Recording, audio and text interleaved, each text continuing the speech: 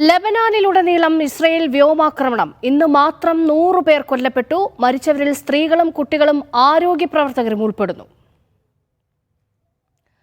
BK Suhail ചേരുന്നുണ്ട് വിവരങ്ങൾ നൽകാനായി. സുഹൈൽ, എന്താണ് നിലവിലെ സാഹചര്യം?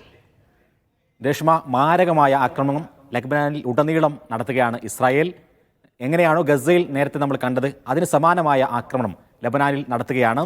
വലിയൊരു പാനിക് സിറ്റുവേഷനിൽ തന്നെയാണ് ജനങ്ങളുള്ളത്. ആശുപത്രികൾ പലതും നിറഞ്ഞു കവിഞ്ഞിരിക്കുന്നു. 400 പേർക്ക് ഗുരുതരമായി പരിക്കേറ്റിരിക്കുന്നു. നേരത്തെ അതിർത്തിയിൽ മാത്രമാണ് സംഘർഷമുണ്ടായിരുന്നതെങ്കിൽ, അതായത് വടക്കൻ ഇസ്രായേൽ ഭാഗത്ത്, അതായത് ലബനാനുമായി അതിർത്തി പങ്കിടുന്ന സ്ഥലത്ത് മാത്രമാണ് സംഘർഷമെങ്കിൽ, ഇപ്പോൾ ലബനാനിൽ ഉടനീളം 100 കണക്കിന് ആക്രമണങ്ങൾ ഒന്നിച്ച് നടത്തുകയാണ് ഇസ്രായേൽ. 100 പേർ ഇപ്പോൾ കൊല്ലപ്പെട്ടിരിക്കുന്നു. കൊല്ലപ്പെട്ടവരിൽ സ്ത്രീകളുണ്ട്, കുട്ടികളുണ്ട്, ആരോഗ്യ പ്രവർത്തകരുണ്ട്.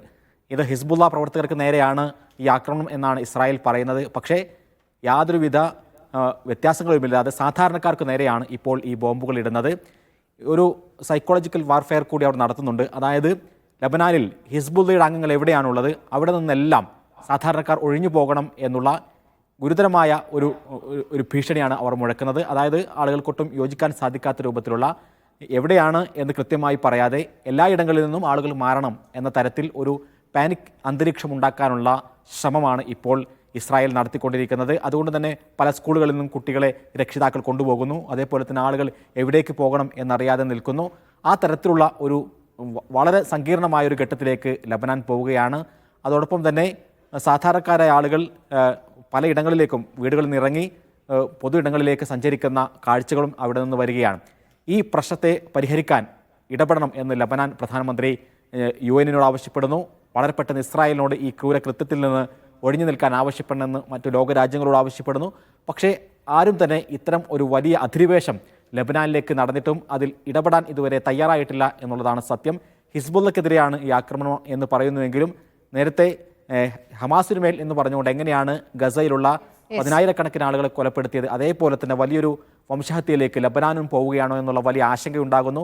പശ്ചിമേഷ്യയിലാകെ യുദ്ധം കനക്കുന്നതിനെക്കുറിച്ചുള്ള എല്ലാ ആശങ്കയും കൂടുതൽ ശക്തമാവുകയാണ്. അതായത് ഇപ്പോൾ ഈ ലബനാനിലേക്ക് ആക്രമണം കേന്ദ്രീകരിക്കുന്നതിന്റെ രാഷ്ട്രീയം എന്താണ്? രേഷ്മ, ഇസ്രായേൽ പ്രധാനമന്ത്രി ബെന്യാമിൻ നെതന്യാഹുവെ സംബന്ധിച്ചിടത്തോളം ഈ യുദ്ധം പരമാവധി നീട്ടിക്കൊണ്ടുപോവുക എന്നുള്ളതാണ് അദ്ദേഹത്തിൻ്റെ ലക്ഷ്യം. യുദ്ധത്തിന് 1 വർഷം പിന്നിടുകയാണ്. പക്ഷേ ഗസയിൽ അദ്ദേഹത്തിൻ്റെ ഒരു യുദ്ധ ലക്ഷ്യവും ഇതുവരെ നേടിയിട്ടില്ല. അതുകൊണ്ട് തന്നെ ഹമാസിനെ ഇല്ലാതെയാക്കുക, അതേപോലെ തന്നെ ബന്ദികളെ ജീവനോടെ തിരിച്ചു കൊണ്ടുവരിക, ഇതാണ് ഈ യുദ്ധത്തിലെ പ്രധാനപ്പെട്ട ലക്ഷ്യമായി നെതന്യാഹു പറഞ്ഞിരുന്നതെങ്കിൽ ആ യുദ്ധലക്ഷ്യങ്ങളൊന്നും നേടിയിട്ടില്ല. ഒപ്പം ലബനാൻ ഇസ്രായേൽ അതിർത്തിയിലെ 60,000-ലധികം വരുന്ന ആളുകൾ അവരുടെ സ്വന്തം നാടുകളിലേക്ക് തിരിച്ചു പോകാനും സാധിച്ചിട്ടില്ല. ഈ ഘട്ടത്തിൽ യുദ്ധത്തിൽ കൂടുതൽ പുതിയ ലക്ഷ്യങ്ങൾ ഉണ്ടാക്കുകയും അതേപോലെ തന്നെ പുതിയ മേഖലകൾ കീഴടക്കുകയും ചെയ്തുകൊണ്ട് യുദ്ധം വിജയിച്ചു എന്നുള്ള ഒരു പ്രതീതി സൃഷ്ടിക്കാനുള്ള ശ്രമമാണ് ഇസ്രായേൽ നടത്തിക്കൊണ്ടിരിക്കുന്നത്. മൊസാദിനെ ഉപയോഗപ്പെടുത്തി പേജർ വാക്കി ടോക്കി ആക്രമണം നടത്തി ലബനാനിൽ വലിയ സംഘർഷം സൃഷ്ടിച്ചു എന്നൊരു പ്രതീതി ഉണ്ടാക്കുന്നു. അതേപോലെ തന്നെ ഹിസ്ബുള്ളയെയും തങ്ങൾ മെരുക്കി, അല്ലെങ്കിൽ ഹിസ്ബുള്ളയെ ഇല്ലാതെയാക്കി എന്ന തരത്തിലുള്ള പുതിയ അധിനിവേശത്തിൻ്റെ കേന്ദ്രങ്ങളുണ്ടാക്കി എങ്ങനെയാണ് യുദ്ധത്തിൽ ഒരു വിജയിച്ച പ്രതീതി ഉണ്ടാക്കാൻ ശ്രമിക്കുക. പ്രത്യേകിച്ചും ഒക്ടോബർ 7 വരാനിരിക്കുന്നു.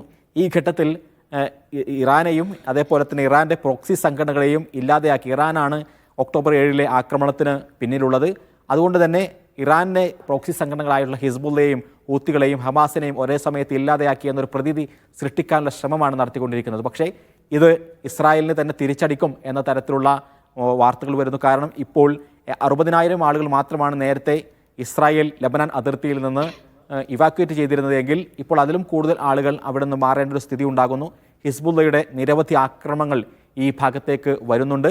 അതോടൊപ്പം ഇറാഖിലെ പ്രതിരോധ സേന, ഷിയ മിലീഷ്യ, അവരും ഒരു ഭാഗത്തു നിന്ന് ആക്രമണം നടത്തുന്നുണ്ട്. ഇന്ന് ഗോലാൻ കുന്നുകളിലേക്ക് ഡ്രോൺ ആക്രമണമുണ്ടായി.